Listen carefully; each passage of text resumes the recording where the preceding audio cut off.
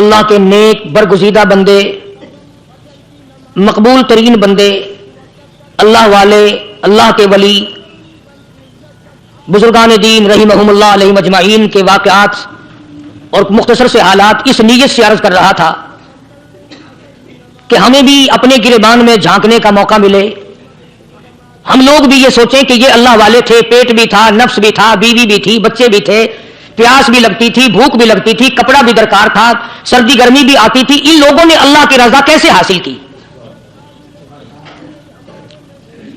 نیت میری کسی کی تردید مقصود نہیں، سمجھانے کے لیے کہتا ہوں جیسے سڑک پہ پیدل آدمی چل رہا ہو اور پاس سے کار گزرتی ہے تو دل میں خیال آتا ہے کہ میرے پاس بھی کار ہوتی۔ ان اللہ کے نیک بندوں کو دیکھ کر میں اور آپ کیوں نہیں سوچتے کہ میں بھی اللہ کا نیک بندہ بن جاتا؟ کوٹھی بنگلہ دیکھ کر، لمبا چوڑا کاروبار کارخانہ دیکھ کر آدمی کے دل میں آتا ہے یارو یہ کارخانے دار ہے، میں اس کا مزدور ہوں۔ تیرے دل میں یہ بات کیوں نہیں آتی کہ میں نماز بھی نہیں پڑھتا اور فلانا ساری رات سویا ہی نہیں؟ ہم لوگ اپنے معاملات میں، اپنے کردار کے بارے میں آخر کب سوچیں گے؟ وہ کون سی نئی زندگی ملے گی؟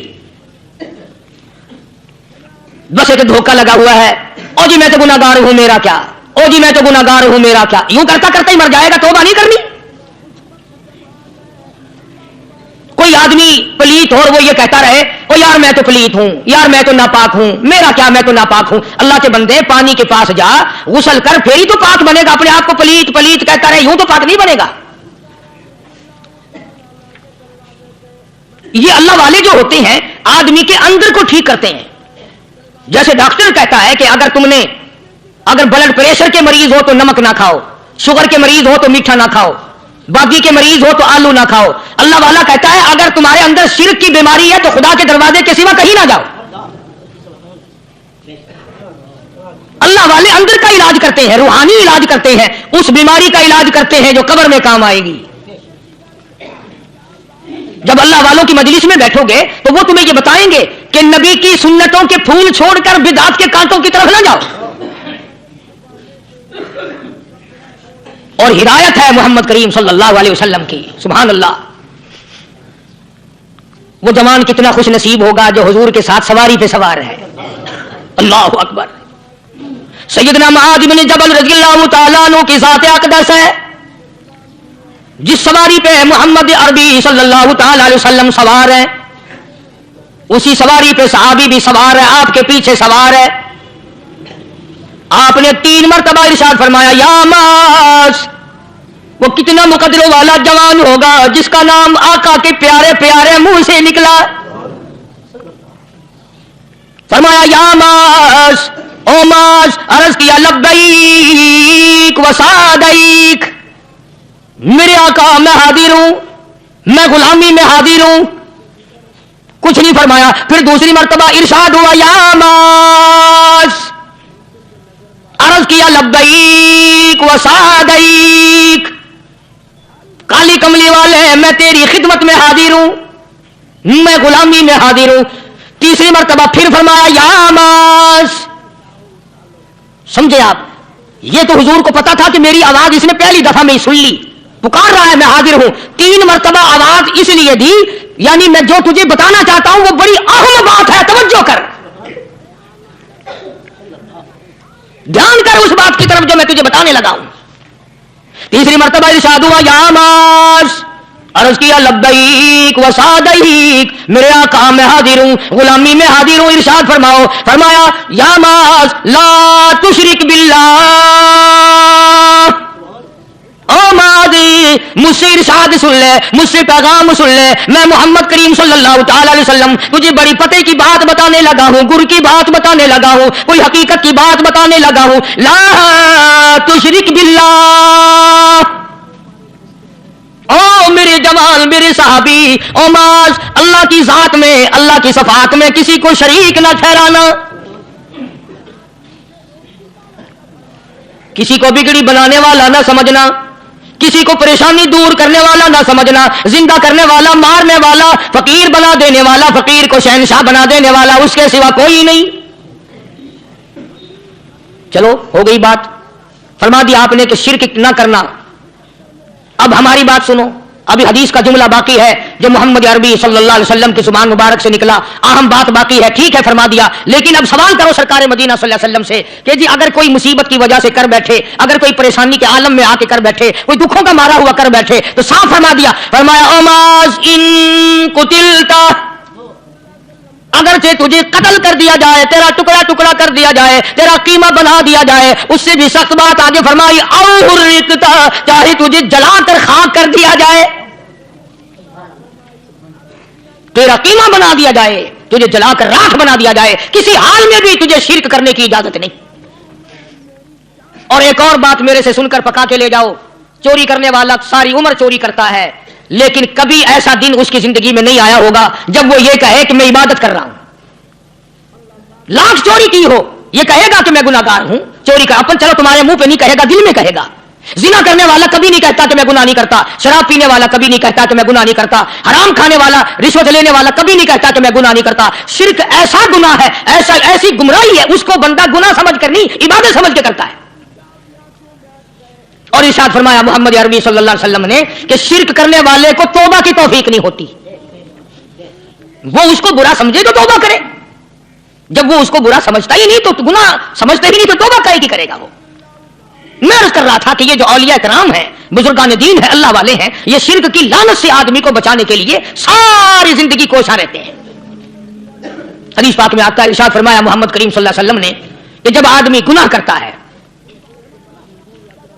فرمایا ان فی الجسد لمضغۃ اذا صلحت صلح الجسد كله واذا فسدت فسد الجسد كله الا وهي القلب او كما قال النبي صلی اللہ علیہ وسلم. ارشاد فرمایا آدمی کے بدن میں ایک گوشت کا ٹکڑا ایسا ہے کہ جب وہ ٹھیک ہو جائے تو سارا بدن ٹھیک ہو جاتا ہے, جب وہ بگڑ جائے تو سارے بدن کا نظام بگڑ جاتا ہے. الا وہی القلب, سرکار مدینہ صلی اللہ علیہ وسلم نے فرمایا وہ دل ہے. دل آدمی کا سنور جائے تو سارا کچھ سنور گیا, دل بگڑ گیا تو سب کچھ بگڑ گیا. ریاکاری دل سے پیدا ہوتی ہے, تکبر دیکھنے میں نہیں آتا, دل میں پیدا ہوتا ہے. فخر دل میں پیدا ہوتا ہے, عجب اور خودبینی دل میں پیدا ہوتی ہے. تو آقا مدنی صلی اللہ علیہ وسلم نے فرمایا کہ آدمی کا دل جو ہے وہ سفید ہوتا ہے, بالکل سفید ہوتا ہے. جب بندہ گناہ کرتا ہے تو ایک چھوٹا سا سیاہ کالا نقطہ اس کے دل پہ لگ جاتا ہے, پھر دوسرا گناہ کرتا ہے, پھر دوسرا نقطہ لگ جاتا ہے, پھر تیسرا گناہ کرتا ہے, پھر تیسرا نقطہ دل پہ لگ جاتا ہے, حتیٰ کہ اس کا دل سارا کالا ہو جاتا ہے. اور جب سارا دل کالا ہو جاتا ہے تو اس کے دل کے اندر پھر حق سمجھنے کی گنجائش نہیں رہتی. پھر وہ اتنا بگڑتا ہے کہ خلاف شرع کام کو وہ عبادت کہتا ہے, پھر وہ ڈھول دھماکے کو عبادت کہتا ہے, پھر وہ چمٹا کھڑکانے کو عبادت کہتا ہے, پھر وہ نشہ کرنے کو عبادت کہتا ہے, پھر وہ نماز نہ پڑھنے کو عبادت کہتا ہے, پھر وہ قرآن کے قریب نہ آنے کو عبادت کہتا ہے. حالانکہ بزرگوں کا یہ طریقہ کار نہیں. سائیں توکل شاہ صاحب سب کا رحمت اللہ علیہ, امبالے شہر میں مزار ہے. حضرت کے واقعات میں لکھا ہے کہ جب کوئی عالم, جب کوئی قاری, جب کوئی بزرگ قرآن پڑھتا یا کچھ بیان کرتا, اگر قرآن پڑھتا غلطی کرتا, یہ بات سمجھ لو کہ سائیں شاہ صاحب جو تھے ان پڑھ تھے, عالم نہ تھے, پڑھے ہوئے نہیں تھے, لیکن اگر کوئی قرآن کی آیت غلط پڑھتا تو سائیں شاہ صاحب جو تھے وہ کہتے کہ تو نے غلطی کی ہے. اور اگر کوئی حضور کریم صلی اللہ علیہ وسلم کی حدیث پاک پڑھتا, اس میں کوئی غلطی کر دیتا تو شاہ صاحب فرماتے کہ تو نے غلطی کی ہے. تو ایک دن مولویوں نے, عالموں نے, قاریوں نے مشورہ کر لیا اور کہنے لگے آؤ شاہ صاحب سے پوچھیں گے کہ ان کو, یہ پڑھے ہوئے تو ہے نہیں, ان کو پتہ کیسے چلتا ہے آیت غلط پڑھی گئی, حدیث پاک غلط پڑھی گئی, ان کو پتہ کیسے چلتا ہے. تو اللہ والے کی خدمت میں پہنچے اور جا کے یہ سوال کر دیا, اللہ والے سے یہ سوال کر دیا. آپ سب سبحان اللہ کہو تو میں آگے جواب بتاؤں. اللہ اکبر, اللہ اکبر, کیا شان ہے اللہ والوں کی. فرمایا تم نہیں جانتے جب کوئی قاری قرآن صحیح پڑھتا ہے, عالم حدیث پاک صحیح بیان کرتا ہے, میں دیکھتا ہوں, میری آنکھوں کو نظر آتا ہے, اس کے سر سے لے کر آسمان تک نوری فرشتوں کی قطار بند جاتی ہے. اور جب وہ غلطی کرتا ہے تو وہ قطار ساری رخصت ہو جاتی ہے, وہ قطار ساری چھٹی کر جاتی ہے. میں سمجھ جاتا ہوں کہ کوئی غلطی ہوئی ہے. یہ ہے اللہ والوں کی باتیں جو ہم لوگوں کے کام آنے والی ہیں, جو ہمارے سوچ و بچار کی ہیں, جو ہمارے کرنے کی ہیں. کہ کتنے دن ان حضرات کو فاقے کرنے پڑے, مصیبت جھیلنی پڑی, پریشانی اٹھانی پڑی, تو پرواہ ہی نہیں کرتے تھے. مخلوق سے سوال کرنا ان حضرات کی یہاں بہت بری بات تھی. بلکہ نفحۃ الیمن ایک عربی کورس کی کتاب ہے، درس میں پڑھائی جاتی ہے عربی مدرسوں میں. ہم نے جب سبق پڑھتے تھے تو ایک واقعہ پڑھا تھا کہ کسی پہاڑ کی غار میں ایک اللہ والا رہتا تھا اور اللہ اللہ کرتا تھا ہر وقت. اللہ کی طرف سے کھانا آ جاتا تھا اور وہ کھا لیا کرتا تھا. تو خدا امتحان بھی کرتا ہے، آزمائش بھی کرتا ہے. دعا کیا کرو اللہ ہماری آزمائش نہ فرمائے. ہم لوگ آزمائش کے قابل کہاں ہیں؟ تو اللہ پاک نے جب اس اللہ والے کی آزمائش فرمائی تو 3 دن تک کھانا نہ آیا. 3 روز تک کھانا نہیں آیا. جب نہیں آیا تو بھوک نے ستایا، اور جب بھوک نے ستایا تو پریشانی ہوئی، اور جب پریشانی ہوئی تو دل میں خیال آیا کہ اب میرے لیے سوال کرنا جائز ہو گیا، اب تو میں بالکل بھوک نے تنگ کر دیا مجھے.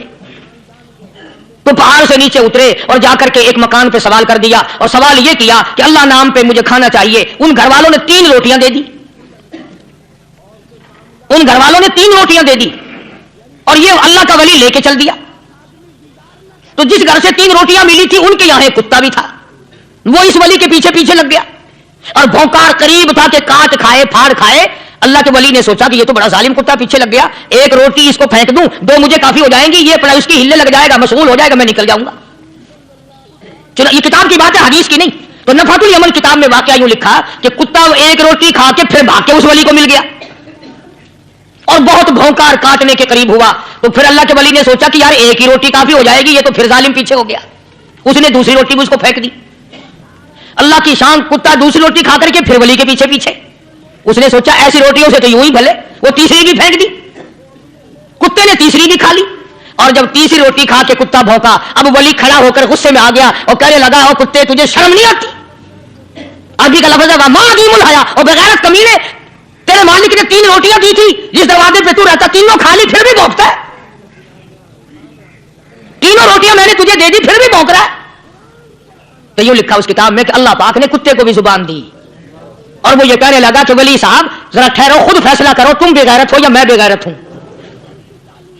فیصلہ جناب کرے، میں کتا ہوں، آپ ولی ہیں، جنت کے کھانے کھائے. ارے 3 دن نہ ملا تو آدمی کے دروازے پہ آ کے ماتھا گھسایا، جھولی پھیلائی، بھیک مانگی، مجھ سے قسم لے لو میں کتا ہوں. کئی مرتبہ 8 دن ٹکڑا نہیں ملتا، قسم لے لو اس دروازے کے سوا کبھی کسی دوسرے دروازے پہ نہیں گیا. میں تجربہ کر لو. 3 دن کتے کو ٹکڑا ڈالو، چوتھے دن تم ہلا کر تمہارے پاؤں میں لٹے گا. ساری عمر گزر گئی اس مالک کا دیا ہوا کھاتے ہوئے پیتے ہوئے، آج بھی تجھے اس مالک کا دروازہ سمجھ نہیں آیا. پانی وہ پلاتا والذی ہوا یطعمنی ویسقین وَإِذَا مَرِضْتُ فَهُوَ يَشْفِينِ. کتنا کھلاتا ہے، کتنے اعلیٰ درجے کے کھانے کھلاتا ہے، طرح طرح کے کھانے کھلاتا ہے. پالا اس نے، سنبھالا اس نے، زندگی اس نے دی، اولاد اس نے دی، خوبصورت بیوی اس نے دی، گھر آباد اس نے کیا.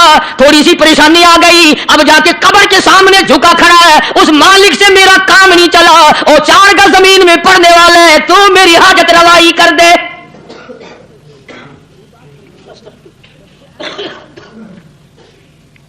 کون سے ولی نے یہ تعلیم دی، کون سے ولی نے یہ ترغیب دی؟ خواجہ قطب الدین بختیار کاکی رحمت اللہ علیہ، بابا فرید الدین شکرگنج رحمت اللہ علیہ کا پیر ہے. اتنے اللہ والے لوگ تھے، اتنے اللہ والے لوگ تھے. خواجہ قطب الدین بختیار کاکی رحمت اللہ علیہ کا آخری وقت دلی شہر میں آ گیا. نہ دولت تھی، نہ کوٹھی تھی، نہ بنگلہ تھا، فقیری. ہائے ہائے، عجیب بادشاہت ہوتی ہے ان لوگوں کی. بادشاہ ان کے دروازوں پہ آیا کرتے تھے. خواجہ ابو الحسن خرقانی رحمت اللہ علیہ بزرگ گزرے ہیں. محمود غزنوی کا زمانہ ہے. محمود غزنوی مرحوم بادشاہ نیک آدمی تھا. خواجہ ابو الحسن خرقانی رحمت اللہ علیہ کی خدمت میں آیا اور حضرت نے یوں پوچھ لیا، فرمایا محمود 2-4 دن پہلے بھی تو سنا تھا کہ تم ادھر آئے ہو، مجھ سے مل کے نہیں گئے؟ تو کہنے لگا حضرت سرکاری دورے پہ آیا تھا، سرکاری دورے کی لپیٹ میں اللہ والے کی زیارت کو بے ادبی سمجھتا ہوں. اللہ والے کی زیارت کرنے آؤں، کام کوئی اور لے کر آؤں اور اللہ والے کی زیارت کروں؟ میرے نزدیک یہ بے ادبی ہے. فرمایا آج ارادہ کر کے آئے ہو؟ کہ جی ہاں ارادہ کر کے آیا ہوں. باتیں ہوتی رہی. محمود کہنے لگا حضرت آج بہت بڑا کام لے کر آیا ہوں، دعا فرماؤ سومناتھ کے مندر پہ حملے کا ارادہ ہے۔ 70 راجاؤں کی فوج آئیں گی، 70 بادشاہوں کی فوج آئیں گی، 70 راجا ہندو اپنی فوج لے کر آئیں گے، میں اکیلا مسلمان مقابلے میں آؤں گا، دعا فرماؤ قادر کریم مجھے فتح عطا فرمائے۔ کیسی نیت لے کر آیا کرتے تھے بادشاہ لوگ فقیروں کے دربار میں۔ آج تو اگر کسی ولی کے پاس بھی جاؤ گے، میں نے مولانا عبید اللہ انور مدثلو سے پچھلے دنوں عرض کر دیا، میں نے کہا حضرت آپ اپنے گھر میں ہی رہتے ہیں، باہر بھی نکلتے کئی دن، لوگوں کو نیکی ملے گی، زیارت ہوگی، تو فرمانے لگے قاری صاحب آپ کو کیا پتا ہے، بس اسی کام کے لیے لوگ آتے ہیں، ہماری اینٹ پر دو، ہم نے مکان بنانا ہے، ہمیں دکان کا تعویذ دے دو، ہمارے پیچھے دشمن لگ گیا، ہمارا مقدمہ ہو گیا، اور یوں تو کہنے کوئی بھی نہیں آتا، دعا کر دو اللہ میری قبر میں بھلائی فرما دے۔ تو محمود غزنوی نے خواجہ ابوالحسن خرقانی سے درخواست کی کہ آپ دعا فرمائیں۔ اللہ والے نے دعا بھی فرمائی اور اپنا مسلح دے دیا۔ یوں فرمایا محمود جب مشکل وقت آ جائے اس مسلح پہ کھڑے ہو کر 2 رکعت نماز ادا کرنا۔ پتہ چلا کہ اللہ کی مدد جو ہے وہ نماز کے ساتھ ہے۔ میں تمہیں بھی بتاتا ہوں، ولی تو میں نہیں، جب بھی کوئی پریشانی آئے، جب بھی کوئی تکلیف آئے، فرمایا استعینوا بالصبر والصلاۃ، نماز پڑھو انشاءاللہ آسانی ہوگی، صبر کر نماز پڑھ، ان اللہ مع الصابرین، اللہ پاک صبر کرنے والوں کا ساتھی ہے، صبر بھی کرتا جا، نماز بھی ادا کرتا جا، جس سے تیرا بگاڑ ہے یوں بھی سوچتا جا میری طرف سے کوئی ظلم نہ ہو جائے، میں مارا جاؤں گا۔ صلی ساتھ لے کر چلا گیا اور اپنی فوج کو لے کر کے سومناتھ کے مندر پہ حملہ کر دیا۔ مسلمان فوج بڑا سفر کر کے آئی تھی، دور سے آئی تھی، تھکی ہوئی تھی، چور چور تھی، اتنے حالات نہ تھے، اتنے ہتھیار نہ تھے، 70 راجاؤں کی فوج کے مقابلے میں مسلمانوں کو شکست ہو گئی۔ محمود غزنوی کو خبر دی گئی بادشاہ شکست ہو گئی۔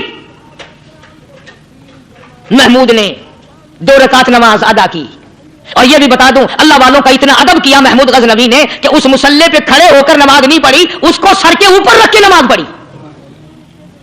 مسلح اللہ والے کا سر پہ رکھ لیا اور نماز پڑھی خدا کے حضور میں، اور پھر سر سجدے میں رکھ دیا، میرے پروردگار بے نیاز خالق و مالک، میں گناہگار صحیح، میں سیاکار صحیح، میں تیرا بندہ ہوں، اور میرے مولا مقابلہ کفر سے ہے، حق پرستوں کی نہ کی تو نے گر دل جوئی نہیں، تانا دیں گے بت کے مسلم کا خدا کوئی نہیں، اور میرے پروردگار آج مجھے ذلیل نہ کر، آج میری شکست نہ کر، آج مسلمانوں کو شکست نہ دے، اور بے نیاز پروردگار کافر کہیں گے ان کا خدا کہاں گیا۔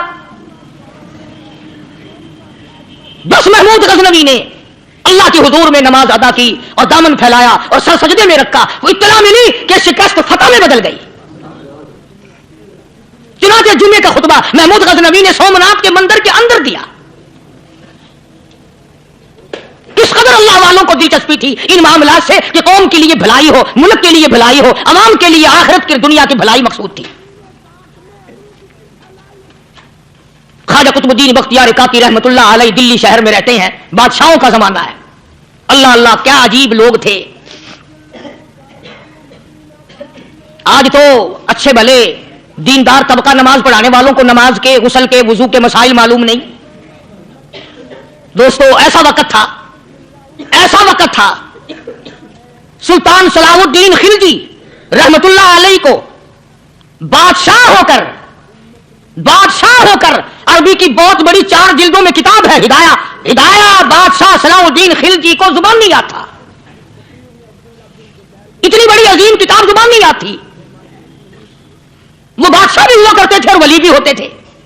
سلطان عالمگیر رحمت اللہ علیہ بہت بڑا بادشاہ ہو کر، اورنگزیب ہے، عالمگیر ہے، اتنا بڑا عظیم بادشاہ، مگر حضور کریم صلی اللہ علیہ وسلم کی 5000 حدیث پاک اس بادشاہ کو زبان نہیں آتی، اور قرآن کا حافظ تھا، قرآن کا قاری تھا، قرآن کا عالم تھا، قرآن کا مفسر تھا،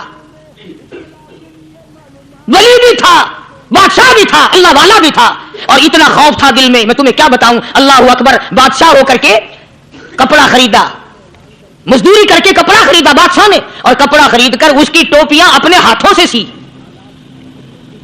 عالمگیر رحمت اللہ علیہ نے اس کی ٹوپیاں اپنے ہاتھوں سے سی اور چاندنی چوک دلی میں کھڑے ہو کر فروخت کی، بیچی، 6-7 रुपए जमा करके एक थैली में बंद करके ऊपर लिखा आलमगीर का कफन इन पैसों से खरीदा जाए। कभी हमने भी सोचा? जो रिश्वत मारने वाला आदमी है, बताओ उसके लिए कफन कहां से अच्छे पैसे तलाश करके लाया जाएगा? रिश्वत का ही कफन मिलेगा ना। जो आदमी मिलावट करके पैसे कमाता है, फनकारी करके पैसा कमाता है, दगा और फरेब करके पैसे कमाता है, तो आज हमारा कफन भी सही नहीं, कफन भी दगा वाला, फरेब वाला, मिलावट वाला। बल्कि तुम तो कहते हो कि आजकल खाने के लिए खालिस कुछ नहीं मिलता। मैं कहता हूं मैयत को गुस्ल देने के लिए पानी खालिस नहीं मिलता। ये जो हम मोटरें नलके लगाते हैं, ये पैसे कौन से हमारे खालिस हैं? जो साबुन मैयत को मल रहे हैं, कौन से पैसों का खरीदा हुआ है? जो खुशबू मैयत को लग रही है, कौन से पैसों की खरीदी हुई है? जो कफन पड़ रहा है वो कैसे पैसों का कफन है? और मैं आगे बढ़ करके कहता हूं जो कंधों पे उठाए जा रहे हैं वो कौन से कुतुब है, कौन से अबदाल है? जिसने मैयत को गुस्ल दिया है, कभी मालूम किया कि वो कितना बड़ा नेक आदमी है? ये तो हमारे आखिरी वक्त का हाल है, और इस तरफ किसी का ध्यान नहीं, सोच नहीं, विचार नहीं, कतई तौर पर अंधे हो जाते हैं। ओ मियां ठीक है जो कुछ हो रहा है। अच्छा एक बात अर्ज करूं, अल्लाह तबारक व तआला के यहां जब हम जाएंगे, अगर और सारे मामलात को छोड़ दो, अल्लाह पाक यही पूछ ले कि मियां ये कफन जो पहन के आया ये कैसा है? ये जो कफन पहन के आया ये कैसा? हम क्या जवाब देंगे? बादशाह आलमगीर रहमतुल्लाह अलैह ने थैली पे लिख करके बंद करके रख दिया, जब मेरा इंतकाल हो जाए, मेरी मौत आ जाए, जब मैं दुनिया से रुखसत हो जाऊं, जब मैं दुनिया से चला जाऊं, मेरा आखिरी लिबास जो मैंने साथ लेके जाना है, वो शादी के जोड़े दुनिया तैयार करती है, सफर के जोड़े दुनिया तैयार करती है, गैर मुल्कों में जाने के लिबास दुनिया तैयार करती है, इधर उधर जाने के लिए, तकरीबों में जाने के लिए जोड़े लिबास पोशाक दुनिया तैयार करती है। और मैं कहता हूं लोगों, कब्र की पोशाक हम कब तैयार करेंगे? आलमगीर रहमतुल्लाह अलैह ने खुद अपने कफन का इंतजाम करके रख दिया। हमारे घरों में तो अगर कफन का जिक्र करो तो घर वाले भी मुंह बनाएंगे, छोड़ो तुमने कफन की बातें बनानी शुरू कर दी अभी से ही। अरे कौन अर्ज करूं, कफन भी मुकद्दर वालों को मिलता, कईयों को मिलता ही नहीं। कफन नहीं मिलता, कब्र नहीं मिलती, नमाज जनाजा नहीं मिलती, गुस्ल नसीब नहीं होता। मुकद्दरी सौदे हैं, ना ये दौलत से बात बनती है, और ना ये इख्तिदार से बात बनती है, और ना ये सरमाए से बात बनती है। ये तो तकदीरों के मसले हैं जो मालिक ने अपने हाथ में रखा है। जनाब रसूल करीम सब कह दो सल्लल्लाहु अलैहि वसल्लम के सगे चचा अल्लाहु गनी जंगे ओहद है, इमामुल अंबिया महबूब किबरिया हजरत मोहम्मद मुस्तफा सल्लल्लाहु तआला अलैहि वसल्लम को खबर दी गई, आपकी हालत भी जख्मी है, आपका चेहरा अनवर जख्मी हो गया, आपके चेहरे में खौद जो सर पे ओढ़ रखा था उसके हल्के कड़ियां चेहरे अनवर के अंदर चली गई, निकलती नहीं, निकालना चाहते हैं, निकलती नहीं, निकालने की कोशिश करते हैं। अबू बैदा बिन जर्राह रज़ियल्लाहु तआला अन्हु ने दांतों में पकड़ कर वो हल्का जंजीर वाला खींच लिया।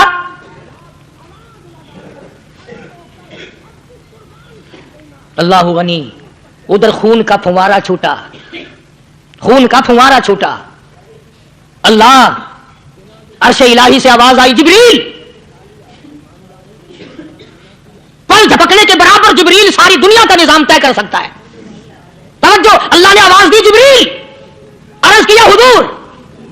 फरमाया, याद रख, अगर मेरे महबूब का खून जमीन पे गिर गया तो फिर तो जिब्रील का आएगा।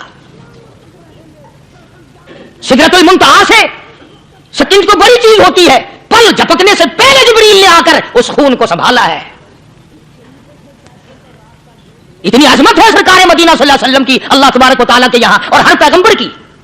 इब्राहिम अलैहिस्सलातु वस्सलाम को वक्त के बादशाह ने मंजनीक में बिठाकर यूं आग में फेंक दिया, उस मंजनीक में से, पंगूड़े में से खलील निकल चुका। आवाज आई, जिब्रील। जवाब मिला, हुजूर, कि मेरा खलील को क्या हुआ? हजरत जिब्रील को हुक्म हुआ, याद रख, अगर खलील का एक बाल भी जल गया तो जिब्रील किस काम का? अल्लाह तबारक व तआला के फरिश्ते ने पहले पहुंचकर आग पे पड़ बिछा दिए।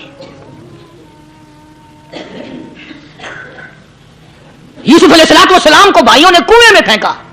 अब बताओ, कुआं कोई 100-200 गज या 100-200 मील तो लंबा नहीं होता। मैं खालिक की बेनियाजी तुम्हें बता रहा हूं, और अपने पैगंबरों की किस तरह हिफाजत फरमाते हैं। सुभान अल्लाह।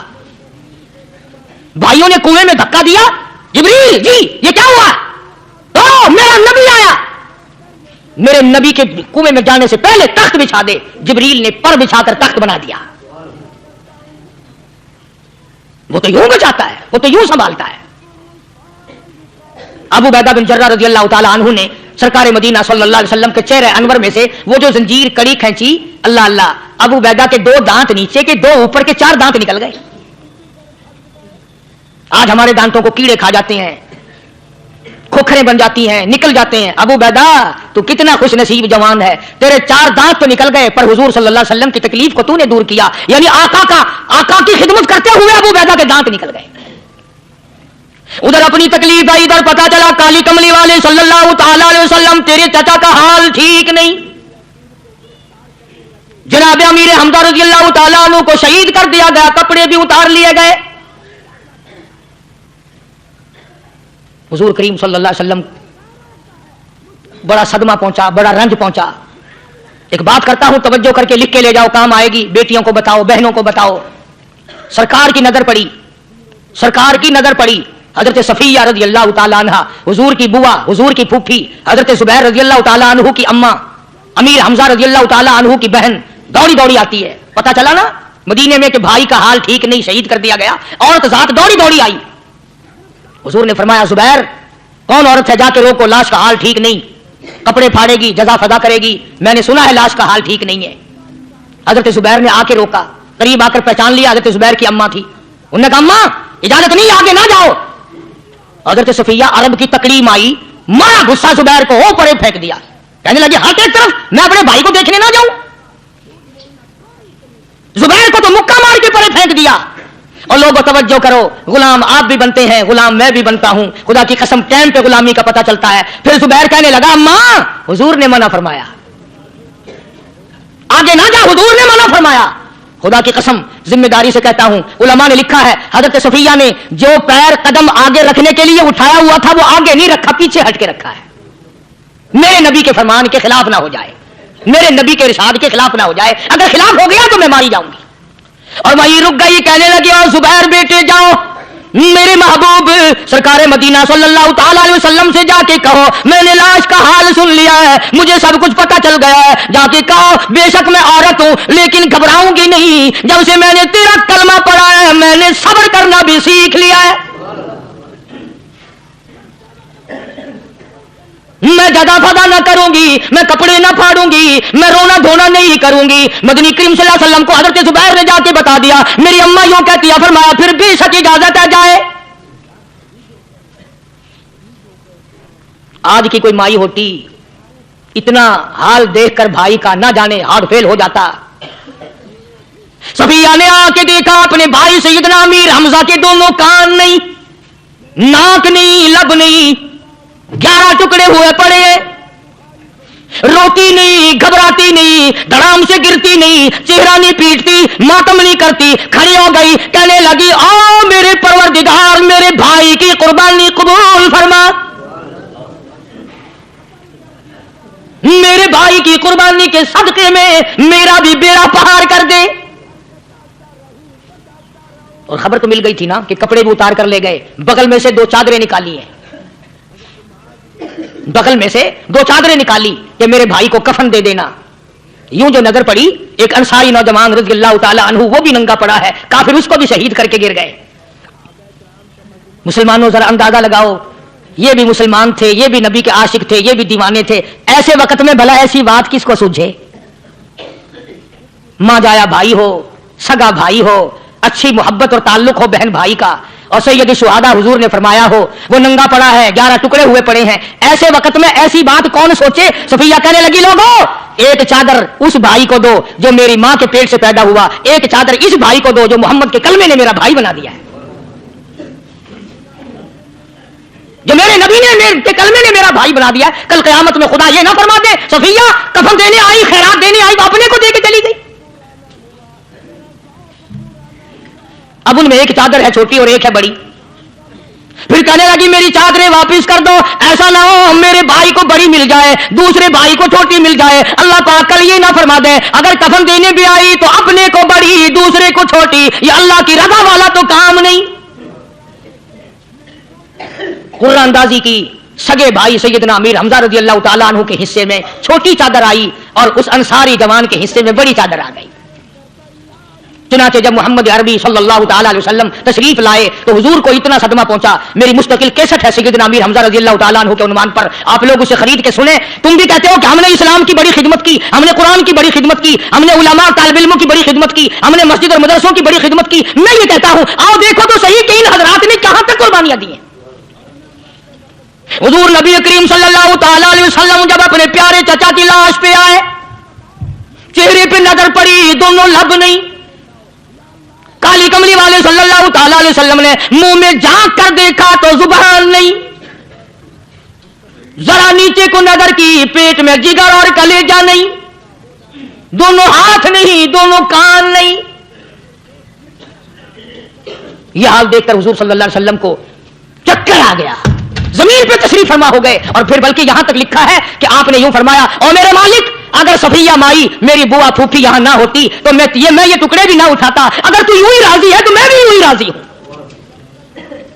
और फिर जब उन टुकड़ों को जोड़ा गया तो सहाबा ने अर्ज किया, या रसूलल्लाह सल्लल्लाहु ताला अलैहि वसल्लम, अमीर हमजा कद्दावर आदमी था, लंबा तकड़ा बहादुर आदमी था। हालत यह है, चादर छोटी है भी एक ही, अगर सर ढांपते हैं तो पैर खुल जाते हैं, पैर ढांपते हैं तो सर खुल जाता है। हुजूर ने फरमाया, सर को छुपा दो, पैरों पे मेरे चाचा के दरख्तों के पत्ते डाल दो।